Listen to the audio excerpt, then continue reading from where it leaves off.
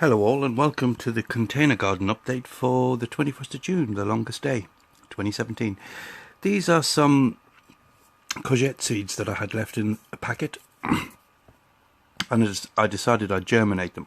Now, there's probably a good reason why nobody ever bothers to germinate courgette seeds, because they're prolific germinators apparently. There's 19% or more of the seeds will germinate, but I just wanted to see what these guys look like when they germinated. And this is what they look like. It's quite an interesting looking little root system. And of course, as soon as I did that, well, what happened was, a couple of days before I videotaped this, I looked at them and there was a tiny little chit coming out and you could see the seed starting to crack. And I thought, perfect, I'll get them in the soil tonight. And of course that didn't happen. It didn't happen the next day, and 2 days later this is what they look like. So I've just punched a hole in the, this is just normal compost. I've just pressed a hole into it and dropped the germinated seed in. I'm trying to judge how deep it should be, because where you see the head there, that's the bit that would be pushing through the soil, with the first two false leaves, I think they're called. There's a name for it, begins with D, but I can't remember what it is now. So yeah, so I'm trying to plant them in a way that I'm not going to damage the root or break the root, and have the head quite close to the surface, because that's the bit that would be pushing out. So I'm just pressing in from the sides to try and get the soil in contact with the root, and then just very lightly covering the top.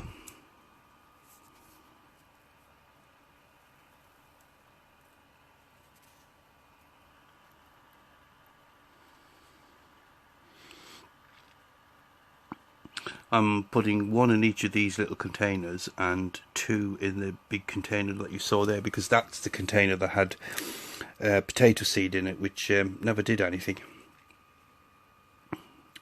So it's obviously rotted. So a couple of days later, this is the site that met me. So they've not been damaged, obviously, and they're doing quite well. So we'll encourage these to grow on and see what we get out of them. You'll have to excuse me, I'm drinking tea again. Now, I didn't know what these were last week when I showed you, and according to Mick the Grumpy Gardener, they're quite likely to be swede, which is perfectly possible. I've got some Amelia spinach showing its head now. Some spring onions, which look a bit lifeless. No different to last week, really. That's the hashtag potato peel challenge. I'm going to do a reveal on this next week maybe. On all of these potatoes, I wish I knew what kind of potatoes they were, but I don't. They've gone to flower now, which is good. The alpine strawberries, I can't show you any strawberries really, because as soon as a strawberry appears, one of our lot here picks them. And the perpetual spinach, which just keeps on giving. So this week we're going to terminate the 4 10-inch pots that have the spinach. You can see it's a prolific producer of really nice spinach, this plant. Excuse me. So these 4 pots are going to go now, because we want them for something else. We're going to put radish and bolt hardy beetroot into these pots, so the spinach is just getting a little haircut. A lot of the plants have gone to seed, but we're still I mean, the leaves taste great, so that doesn't matter to us. So it's had a nice little trim, short back and sides. Well, now we're going to remove them, and we've done the same with half of this tray, which is the old guinea pigs tray. There's some lettuce gone in there, and bolt hardy beetroot, and the French breakfast radish, because according to my youngest, the top C radish isn't quite the same, so she prefers the French breakfast, and that's what we've put in there. So these are the lost and found onions, starting to go to seed now. So I'm just going to harvest this lot because I tested one of the shallots, well, what should have been a shallot, and it tasted fine. There was an oniony taste off it, and that's all we're after really. So the spring onions and shallots, that's one of the shallots there. Clearly looks nothing like a shallot. Didn't really grow, but it didn't go to mulch and rot in the ground either, so we'll get something oniony tasting off them, so they haven't gone to waste. Hasn't been a total loss. These were very nice actually, chopped up thin in a salad, and some was used to fry and put on top of a burger. So that's the lot picked now, so I can put those pots away and give myself a little bit more room.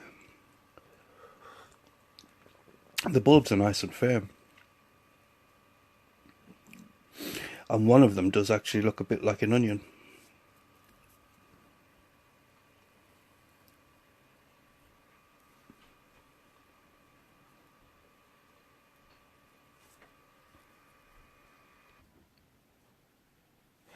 Yeah, so these will be dried out, cleaned up, chopped up and used.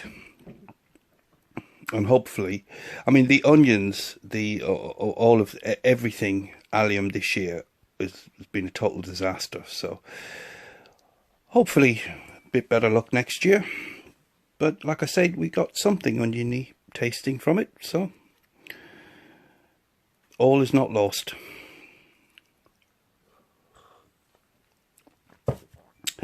Rocket, some more spinach, that's Amelia F1. And the romaine and the little gem are now starting to show their heads. Well, again, I've got to get this successional planting better for next year. It's probably a bit of a fine art, but we're running out of stuff quicker than the new stuff is coming along. Now, these are the little butterhead lettuces, and they're doing better as we've been pulling the radish. So I think what I did was I overcrowded that. The tray was too small for what I planted in it. And of course the obligatory free tomato seed with every tray of compost. More rocket, because we do like our rocket in this house. And this is the pot we're currently eating from.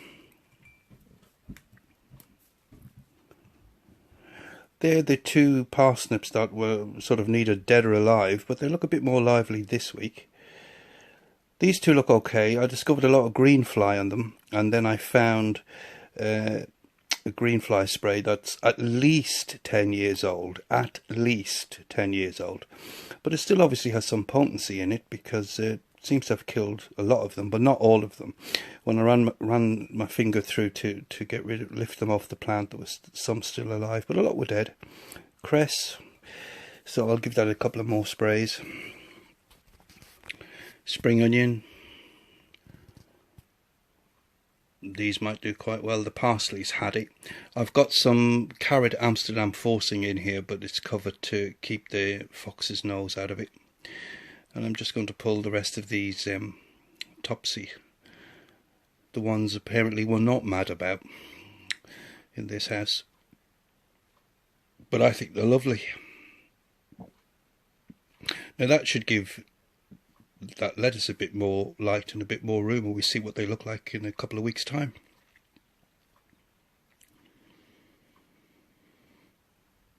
So they'll go into a salad tonight, or over the next few days. Now this is one of the, you'll recognise this bin, it's one of the recycling, glass recycling bins I get free off the council. I've filled it up with vermicompost. I use them as worm bins, but I filled this one up with vermicompost. I've drilled some extra holes around the bottom and along the side, and I'm just going to wet down the vermicompost, make 15 indents with my finger, and plant out some more Amsterdam forcing. And again, this is just about the successional planting, because I think the carrots you'll see a bit later are quite close to being harvested, but I'm only planting these now. Really, I should have planted these a few weeks ago. So as I'm picking one lot of carrots, this lot is coming on. So I'm putting a couple of seeds in each little indent. Excuse me.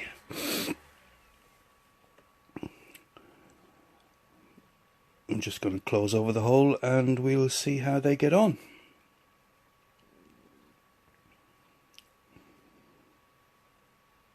This is just a tub of vermicompost and it's pretty much unsifted as well. I've left it sitting there aging, and the actinomycetes bacteria keep on working it, and they just naturally break it down into finer and finer stuff. So as long as you're not in a rush for the vermicompost, you don't really need to sift it at all. So when you're handling it, it's actually quite fine. It's got bits in it like the eggshell and stuff like that, which you can easily pick out. But the material itself is actually quite fine. So the carrots should do well in there.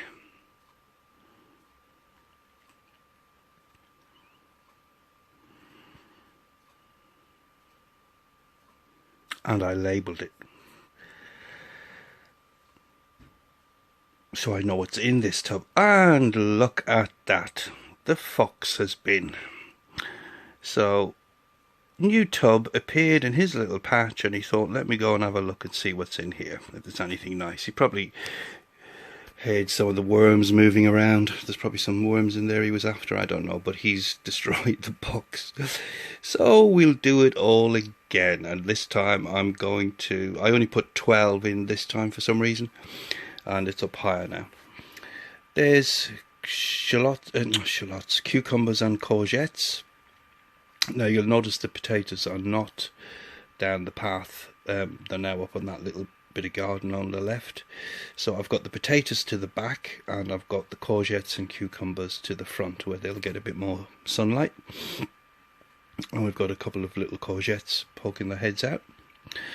Now I found leaf miner on one of these leaves, and it definitely was leaf miner this time. I haven't got it in this video, but I'll show you next week.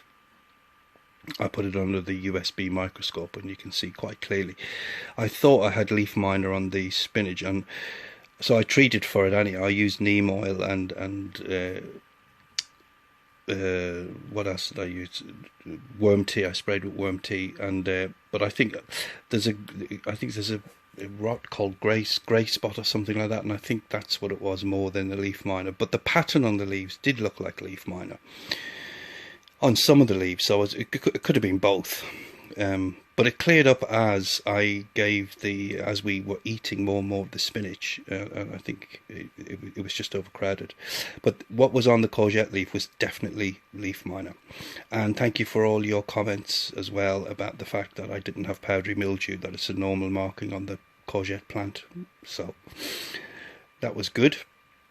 These are the potatoes, and of course you've now realised that the only reason I have room to move the potatoes to the back is because I've cut down the Japanese Mahonia. So if that plant dies, it may be some considerable time before you hear from me. So that was the courgette, that was the spring onion you saw there, decimated by the heat. Lettuce looking not too bad, and the beetroot here looking okay. The oriental mustard looking alright. And these two pots at this corner are the most miserable of the courgettes and cucumbers. I don't know, they're very lackluster. They don't seem to have much vigour. And I don't know if it's because I overwatered them, or I didn't water them enough, or well, I don't know. But a couple of the big leaves have died right back. And, I don't know. Anyhow, I have nowhere else to move them to, so we'll just leave them there and see how they get on. I've emptied that potato pot. We've eaten those potatoes last week, and I'm still going to dip into that other pot, see if I can get a second round from them. This is more romaine and little gem, but there's nothing showing there for the lettuces. More lost and found onions and garlic in the green tub, which doesn't seem to be doing too badly. I've left this one pot of potatoes up here. Again, what I think may be swede, based on what Mick was saying, and a couple of more courgettes and cucumbers. And the wildflower garden, which is doing a great job encouraging bees and butterflies into the garden. And the fox and the cat love it, where so much that they just curl up in there during the day and flatten the whole thing down. The beetroot chard, miserable. One has germinated by the looks of it. These 2 parsnips are not doing too badly at all. I've got the tomatoes now along this wall all together. My one and only cauliflower.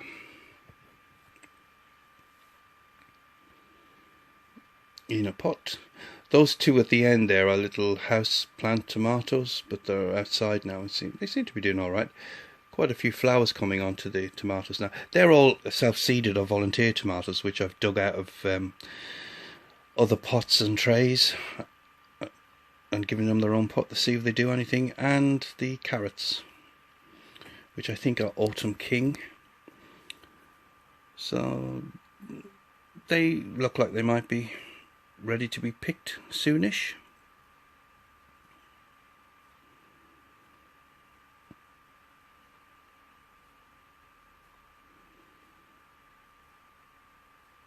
Here's hoping all those flowers give us nice little tomatoes. And just to end with, I said to the youngest, go and pick the 2 deadest looking potato plants you could find. We need some spuds for tonight. So I still haven't got £1 a pot yet. I'm getting closer and closer with every pot we harvest, but still not quite getting £1 a pot. And I don't know if that was... It's hardly because I'm harvesting too early now at this stage, but I don't know if it was I just didn't water them enough at the beginning or what it was. But I mean, they look beautiful potatoes, but there you go, 2 pots and £1.50. So it's £3/4 of a pound, and that's our little harvest for this week. Thanks for watching. Catch you next week.